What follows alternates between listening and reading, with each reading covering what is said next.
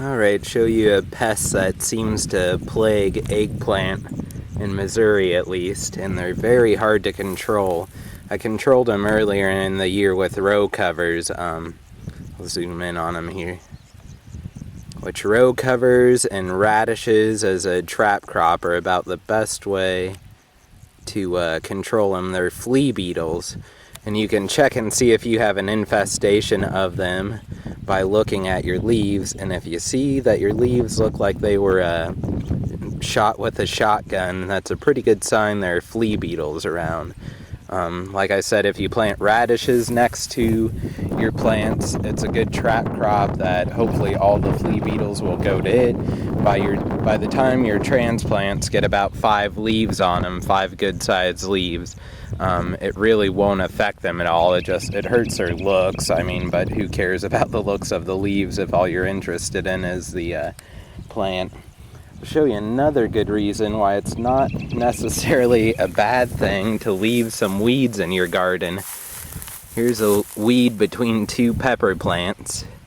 Let me show you just how many flea beetles are infested on this pepper plant, or on this weed. And you can see with all those holes in those leaves, that is an infestation. If your plant were to have that many on it, it would be as good as dead, basically, if it was a young transplant.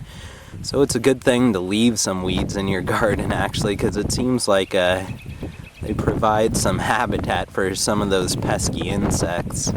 I've noticed that on milkweeds and those weeds, which I'm not for sure what they are. But you can see here's another one. They've been feeding on it also. And like I said, if you plant radishes, they'll do the same thing to it. So, but they're about the hardest pests that I've found to control.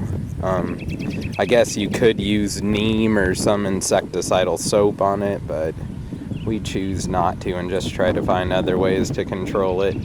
The row covers that I use actually work the best, so put them on early in the year. Once your plants get big enough, you can take it off and you don't have to worry about it, because them destroying a few leaves isn't really going to hurt anything.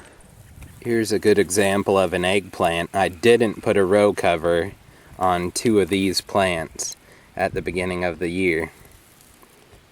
Hold on, just found a tick on me. But this is a pretty infested plant.